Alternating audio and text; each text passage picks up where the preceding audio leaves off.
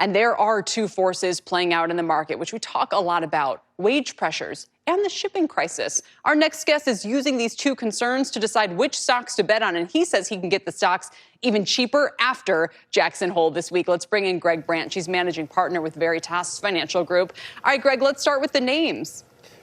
Sure.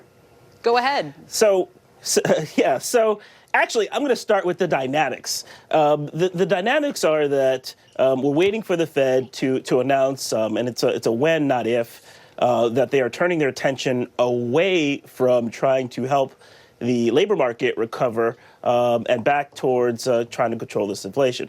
And so when I look at names that I think are more resistant to these inflationary pressures, or at least better situated for these inflationary pressures we're feeling, I like to focus in on the value retailers. You know, we just talked about one at the end of the exchange, which is Walmart.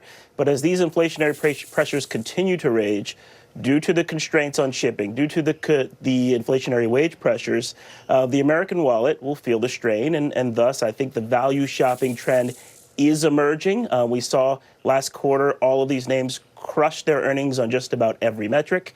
And now we get even more stimulus to continue that tailwind. And so, you know, we were worried about the child tax credit fading off into the September roll-off on unemployment benefits. And we get a 25% boost in SNAP, as well as some repurposing of the American Rescue Act to continue those benefits. So I think the low-end consumer will continue to drive a tailwind in these stocks. So in other words, just some recent policy changes now have you looking attractively at these. By the way, I should mention some of the other areas you're looking at: big tech, casinos, financials.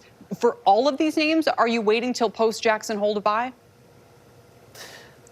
I do think that the Fed will shift its posture, at least articulate a shift in posture in Jackson Hole. And as we saw last week when those notes emerged, I don't think that that's priced in. It's never priced in until it's actually said live.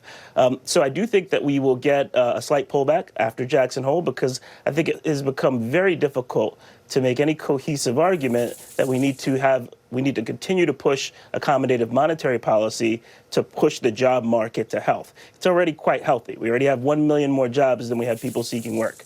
So yes, I think everything I'm looking at, I would be looking to add after Jackson Hole, as I do believe we're going to get a better price after that. What's the argument for the casino stocks you like? I think it's Las Vegas Sands and Wynn.